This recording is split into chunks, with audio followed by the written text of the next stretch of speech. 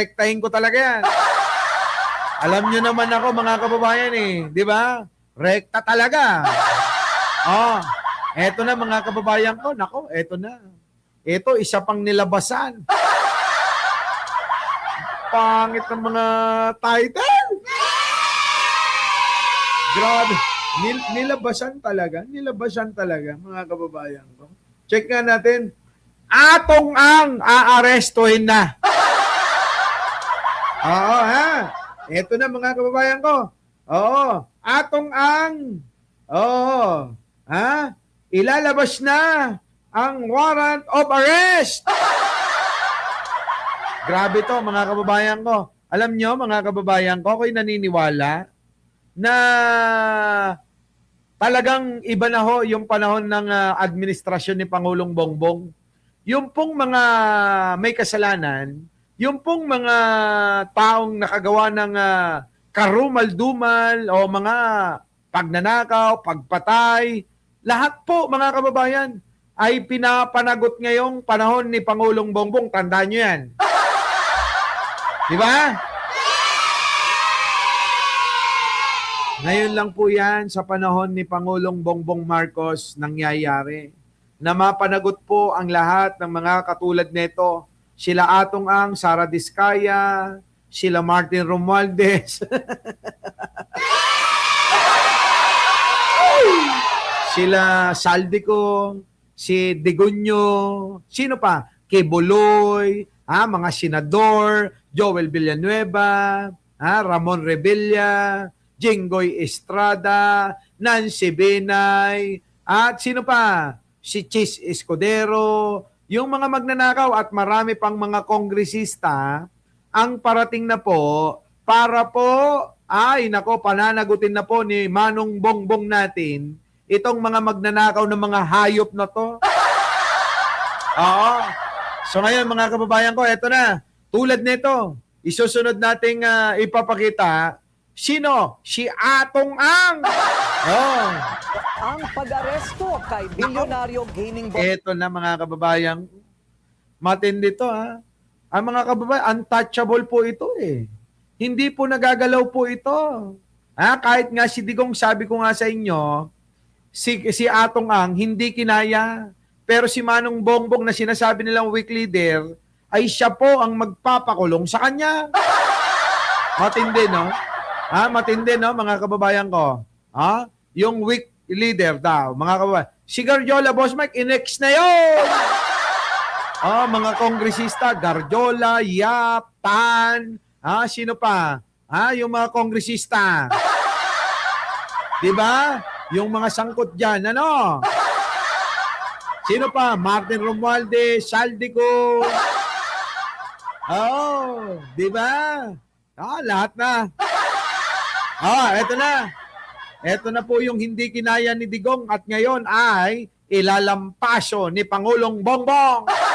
Asahan daw ang pag-aresto kay bilyonaryo gaming boss Charlie Atong Ang Nako! sa mga susunod na araw.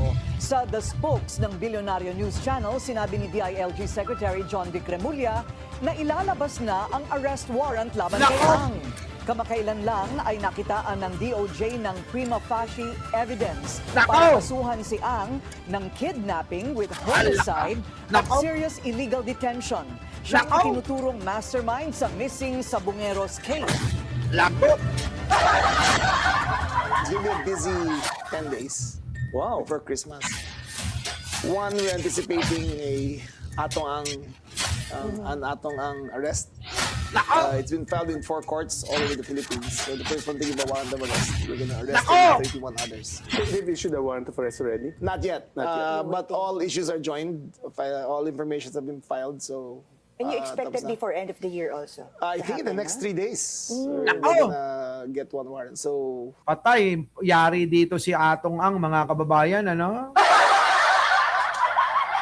Diba? Sabi, panawagan request voting majority Filipinos and OFWs extensions for PBBM para tuloy ang pagunlad ng Pilipinas. Amen!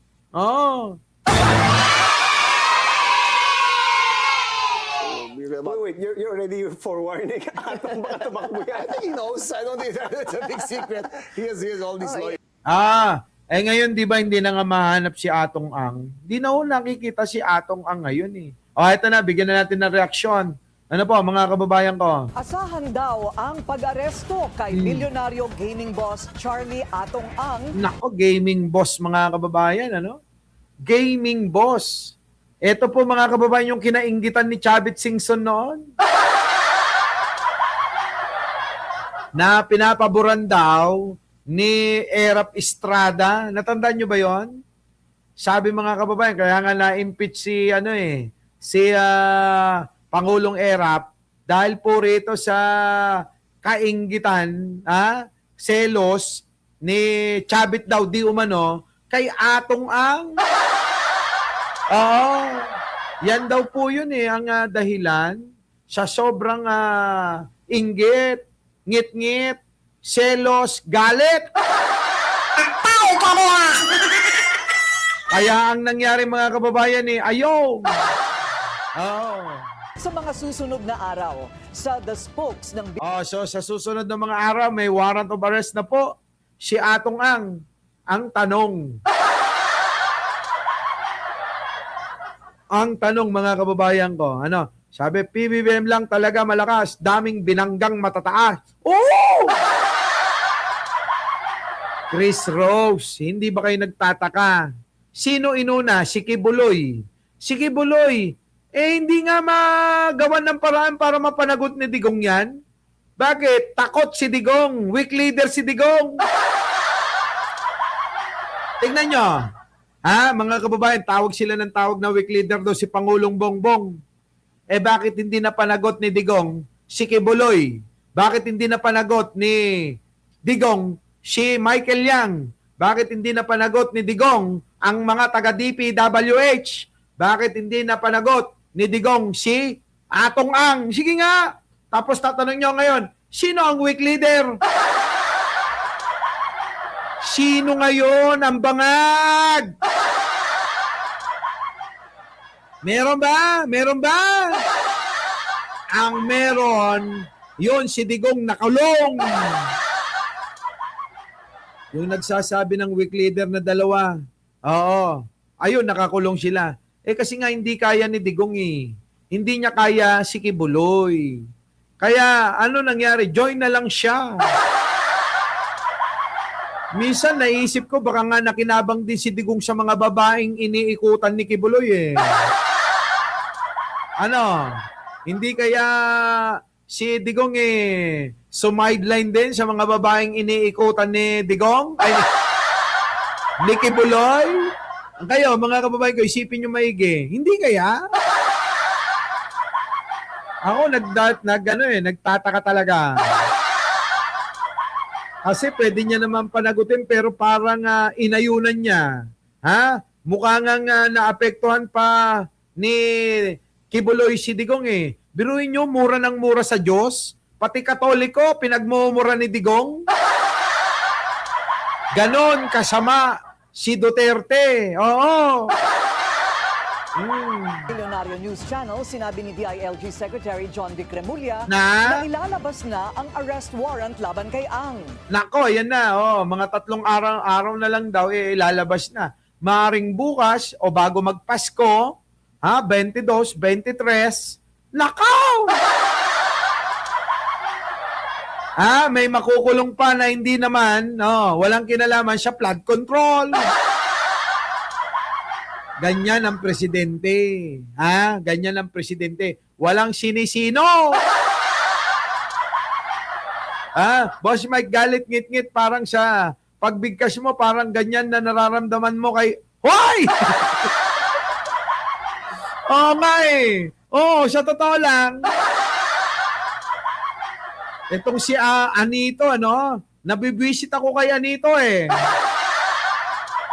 Pero nabawasan, nung naipakulong si Sara Diskaya. Yung ngit-ngit galit, nabawas-bawasan ng kapraso nung napakulong po si Diskaya. Pero Sabi ko sa inyo, pag walang nakulong talaga, talagang bebirahin natin yan. Bebenggahin natin yung mukhang anito. yung kuya nito ni John Vic, ano? Oy! Kamukha mo si Anito. Ay, nako. Alam nyo mga kababayan ko, oo. yung anino natin, oo, maganda no, yung anino. Yung anino natin sa kabilang channel, sa Mike Cervera Vlog, ano, maganda yung anino. Dito sa Ombudsman, yung anito nila mga kababayan ko, puro kuda lang.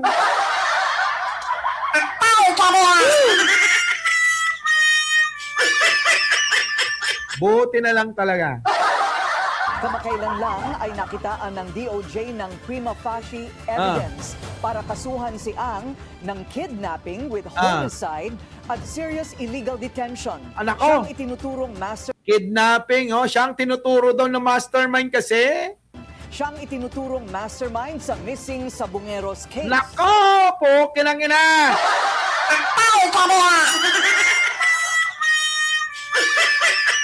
Siya daw ang tinuturo mga kababayan na mastermind doon sa mga nawawalang mga sabungero.